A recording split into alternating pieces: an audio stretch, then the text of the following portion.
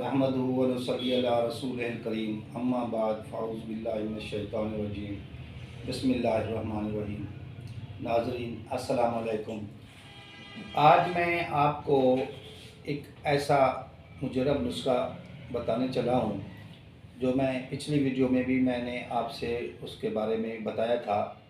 वो था तुख्म सर्स से मुतालिक। तो आज वही सी तुख्म सर्स यानी वही दरख्त सर्स की शाखें और उनकी फलियों का इस्तेमाल बताने वाला हूँ। तो ये सूरत इंजाल और जरियान और क़ुव्वत बा के लिए इंतहाई मुजरब नुस्खा है। तो करना इसमें इस तरह से है कि सर्स का दरख्त यानी जिसको फ़ारसी में मैंने पहले भी बताया था कि दरख्त ज़करिया कहते हैं और अरबी में उसको सुल्तानुल अशजार कहते हैं और इसी तरह से पंजाबी में उसको शरीं कहते हैं और सिंधी में सरथन कहते हैं। तो इसकी शाखों की जो है ना आपने उसकी पोस्ट उतार लेनी है। जो शाखें नरम शाखें हैं ना उसकी पोस्ट को उतार लेना है और उस पोस्ट को फिर आपने साए में खुश्क कर लेना है। साए में, धूप में नहीं खुश्क करना, साए में खुश्क कर लेना है। और उसके बाद इसको पीस कर आपने जो है ना इसका सफ़ूफ बना लेना है। अब इस सफ़ूफ में से एक यानी इसको कहते हैं कफ दस्त यानी एक मुट्ठी उसमें से उठानी है और 1 किलो दूध गाय का दूध हो उसमें डाल देना है। फिर इसको जोश देना है और जोश देकर इसका लऊक बना लेना है यानी ये चाटने के काबिल हो जाए, गाढ़ा हो जाए। तो इसी को 3 यौम इस्तेमाल करना है। इसी गाढ़े लऊक को 3 दिन इस्तेमाल करना है। यानी एक दिन खाना है, फिर दूसरे दिन भी खाना है, फिर तीसरे दिन भी खाना है।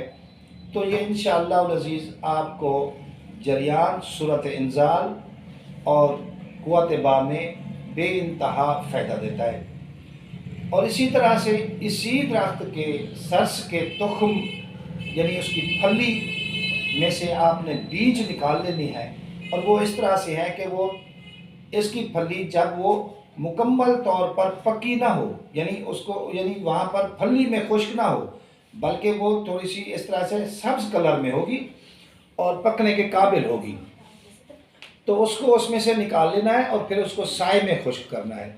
जब वो साए में खुश्क हो जाए तो फिर उसमें से जितनी मिकदार भी लेनी है आपने उसी मिकदार के मुताबिक इलायची खुर्द, छोटी इलायची को भी इसमें शामिल कर लेना है और दोनों को मिलाकर आपने कूटना है। और इसको पीसने के बाद इसको सफ़ूफ बना लेना है और जितनी मिकदार इसकी बने इसी के हम वज़न बराबर जो है ना मिश्री मिला लेनी है। अब इसमें से आपने 2.5 ग्राम यानी 2 माशा और 1 आधा माशा यानी 2.5 माशे जो कि 2.5 ग्राम बनते हैं कि एक पूड़ी बना लेनी है। तो ये पूड़ी आपने ताज़ा पानी के साथ लेनी है। तो ये आपको जिनको एहतलाम की, जरियान की शिकायत है तो इनके लिए ये अक्सीर का काम देगी।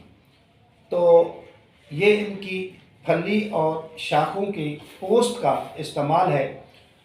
तो ये दो अलग-अलग नुस्खे हैं। तो मैंने इन दोनों को एक साथ मिला दिया, दोनों को बता दिया ताकि मुख्तसर टाइम में ये आप तक ये दोनों चीज़ें पहुंच जाए। तो अब आप अपने जो है ना इस चैनल में मुझे सब्सक्राइब भी कीजिए, लाइक भी कीजिए ताकि आइंदा भी आप तक ये आसान और कम खर्च की नुस्खा जात जो है वो मैं आपको बताऊंगा। लेकिन एक बात ज़हन में रखें कि ये सिर्फ आसान और कम खर्च ये यूँ ना समझें, ये बहुत ही नायाब है। बेशक इसको चेक करें, देखें और कमेंट्स में मुझे बताएं कि वाकई ये इतनी फ़ायदा देती है जितनी हज़ारों के नुस्खे, जो लाखों के नुस्खे हैं वो जितनी काम देते हैं इंशाअल्लाह ये उनसे भी बेहतर काम देगा। तो अपनी दुआओं में मुझे याद रखें और सब्सक्राइब करें, लाइक करें। अल्लाह आपका और मेरा हामी नासिर हो। अल्लाह हाफिज़।